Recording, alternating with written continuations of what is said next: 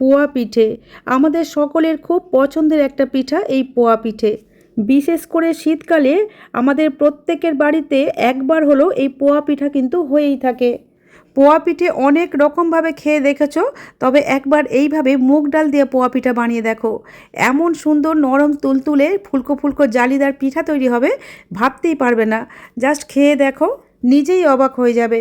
নমস্কার বন্ধুরা, বেঙ্গলি ওভেনে তোমাদের সবাইকে স্বাগত জানাই। আজকের এই পোয়া পিঠাগুলো বানানোর জন্য আমি এখানে নিয়েছি একটা বাটির মাপ করে 1 বাটি সুজি। এই সুজিগুলোকে একটা মিক্সিং বোলের মধ্যে ঢেলে নিলাম। এখন নিয়েছি ওই একই বাটির মাপ করে হাফ বাটি চিনি। এই মিষ্টির পরিমাণটা নিজেদের খুশি মতো কমিয়ে বা বাড়িয়ে নেবে। আমি এখানে যে পরিমাণে চিনিটা দিয়েছি এতে কিন্তু একদম হালকা মিষ্টি হয়েছিল। সাথে নিয়েছি উষ্ণ গরম জল, আঙুল ডুবিয়ে রাখা যাবে এই রকম উষ্ণ গরম জল এখানে নিতে হবে। যে বাটির মাপ করে সুজি নিয়েছিলাম ওই একই বাটির মাপ করে 1 বাটি নিলাম উষ্ণ গরম জল। এই জলটা সুজি আর চিনির মধ্যে ঢেলে দিলাম। উষ্ণ গরম জলের সাথে সুজি আর চিনি খুব ভালোভাবে মিশিয়ে নিতে হবে। খুব ভালোভাবে মিশিয়ে নেওয়া হয়ে গেলে চাপা দিয়ে রেখে দেব 5 থেকে 7 মিনিটের জন্য। যেহেতু উষ্ণ গরম জলে ভিজিয়েছি তাই খুব তাড়াতাড়ি কিন্তু সুজিটাও নরম হয়ে যাবে আর সেই সাথে চিনিটাও গলে যাবে। সুজিটা রেস্টে থাক, ততক্ষণ অন্য কাজটা এগিয়ে রাখি। যে বাটির মাপে সুজি নিয়েছিলাম ওই বাটির মাপে 1 বাটি নিয়েছি মুগ ডাল। ছোট বড় যে কোনো দানার মুগ ডালই নেওয়া যাবে, আমি এখানে ছোট দানার মুগ ডালটা ব্যবহার করেছি। এই মুগ ডালগুলোকে এখন অল্প একটু ভেজে নেব। তার জন্য ওভেনে একটা প্যান বসিয়ে মুগ ডালটা প্যানের মধ্যে ঢেলে দিলাম। ফ্লেমটাকে মাঝারিতে রেখে অনবরত নাড়াচাড়া করে এই ডালগুলোকে আমরা ভেজে নেব।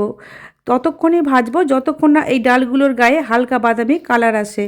এই যে দেখো বন্ধুরা, মুগ ডালগুলোর গায়ে হালকা বাদামি কালার ধরে গেছে, এর থেকে আর বেশি ভাজার দরকার নেই। এখন গ্যাসের ফ্লেমটা অফ করে দিয়ে গরম প্যানের মধ্যে একটু নাড়াচাড়া করে নিয়েছি। এখন এই ডালগুলো যাতে তাড়াতাড়ি ঠান্ডা হয়ে যায় তার জন্য একটা প্লেটের মধ্যে ঢেলে নেব। ডালগুলো এইভাবে ভেজে নিলে মালপোয়াগুলো যেমন অনেক বেশি টেস্টি হবে, সেই সাথে মালপোয়ার মধ্যে দারুণ একটা ফ্লেভার আসবে। এখন ডালগুলো ঠান্ডা হয়ে গেছে, এই ঠান্ডা ডালগুলোকে মিক্সিং গ্রাইন্ডারের মধ্যে ঢেলে নিয়ে একটা ফাইন পাউডার তৈরি করে নেব। এই যে ঠিক এই রকম ফাইনভাবে পাউডারটা তৈরি করতে হবে, দানা দানা থাকলে হবে না। যেহেতু ডালগুলোকে আমরা ভেজে নিয়েছি তাই পাউডার তৈরি করতে কিন্তু কোনো অসুবিধাই হবে না, খুব সহজে এইভাবে ফাইন পাউডার তৈরি হয়ে যাবে। ডালের এই পাউডারটা সাইডে রেখে দিলাম। এদিকে আমরা সুজিটা যে ভিজতে দিয়েছিলাম, দেখো কত সুন্দরভাবে সুজিটা ভিজে গিয়ে নরম হয়ে ফুলে গেছে আর চিনিটাও কিন্তু খুব সুন্দরভাবে গলে গেছে। এখন এর মধ্যে দিয়ে দিচ্ছি 1 বাটি ময়দা। যে বাটির মাপ করে সুজি নিয়েছিলাম ওই একই বাটির মাপে 1 বাটি ময়দা নিয়েছি, তবে এই ময়দার পরিবর্তে কিন্তু আটাও নিতে পারো। সাথে নিয়ে নিলাম ভেজে গুঁড়িয়ে রাখা মুগ ডাল। এটাকে একটু ছেঁকে নিচ্ছি, যদি এর মধ্যে কোনো দানা থেকে থাকে তাহলে এই ছাঁকনির মধ্যে আটকে যাবে। বন্ধুরা দেখো, এই ডালটা কিন্তু একটু দানা দানা ছিল, এটাকে কিন্তু নষ্ট করব না। এই ডালটাকে আরও একবার মিক্সিং জারের মধ্যে দিয়ে গুঁড়িয়ে এর মধ্যেই ঢেলে দেব। এখন এর মধ্যে জল অ্যাড করতে হবে। তার জন্য যে বাটির মাপ করে আমরা সুজি নিয়েছিলাম ওই একই বাটির মাপে নিয়েছি আরও 1 বাটি উষ্ণ গরম জল। পুরো জলটাকে এই মিশ্রণের মধ্যে ঢেলে দিয়ে জলটা খুব ভালোভাবে মিশিয়ে নিতে হবে। আর এখানে কিন্তু উষ্ণ গরম জলটাই ব্যবহার করতে হবে। বন্ধুরা দেখতেই পাচ্ছ ব্যাটারটা কিন্তু এখনও বেশ ঘন, এর মধ্যে আরও জলের প্রয়োজন। তার জন্য ওই একই বাটির মাপ করে আরও 1 বাটি উষ্ণ গরম জল নিয়ে প্রথমে কিছুটা ঢেলে দিলাম। এখন পুরোটা ঢালার দরকার নেই, অল্প অল্প করেই দিতে হবে। জলটাকে খুব ভালোভাবে ব্যাটারের সাথে মিশিয়ে নিয়েছি। অল্প অল্প করে জলটা মেশাতে মেশাতে আমাদের প্রায় পুরো জলটাই লেগে গেছে, বাটির নিচে আর 1 টেবিল চামচ মতো জল রয়ে গেছে। এই পিঠাগুলো তৈরি করার জন্য 1 বাটি সুজি, 1 বাটি ময়দা, 1 বাটি মুগ ডাল, হাফ বাটি চিনি আর ওই একই বাটির মাপে 3 বাটি উষ্ণ গরম জল নিয়েছি। 3 বাটি জল থেকে 1 টেবিল চামচ জল রয়ে গেছে।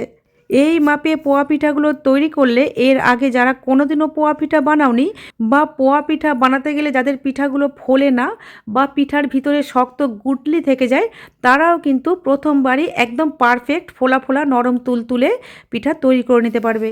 এই যে বন্ধুরা দেখো, 3 বাটি জল থেকে কিন্তু এই 1 টেবিল চামচ মতো জল থেকে গেছে।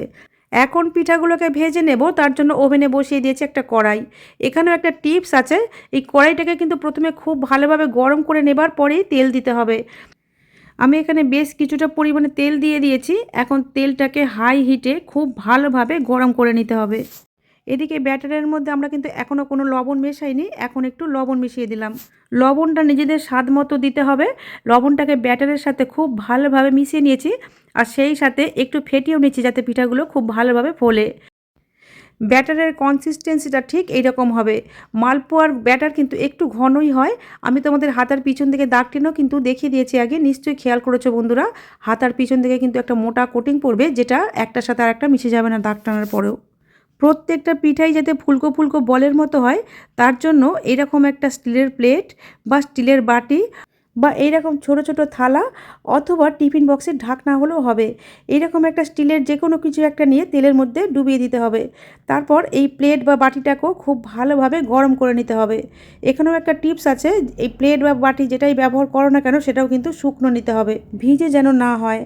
এইবারে প্লেটটাকে খুব ভালোভাবে গরম করে নেওয়া হয়ে গেলে ছান্তার সাহায্যে প্লেটটাকে তুলে নিয়েছি, আর প্লেটের মধ্যে কিন্তু অল্প একটু তেল রেখেছি।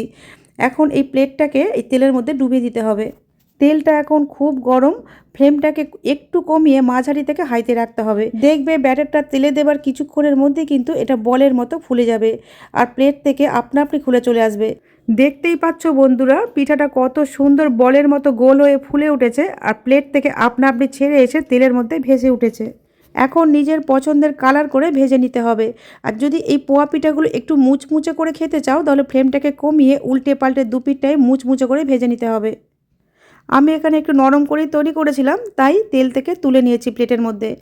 আমি আরও একটা দেখিয়ে দিচ্ছি বন্ধুরা, দেখো এইভাবে একটু তেল সমেত কিন্তু প্লেট থেকে তুলতে হবে, আর তারপর ব্যাটারটা দিয়ে সঙ্গে সঙ্গে এটা তেলের মধ্যে ডুবিয়ে দিতে হবে।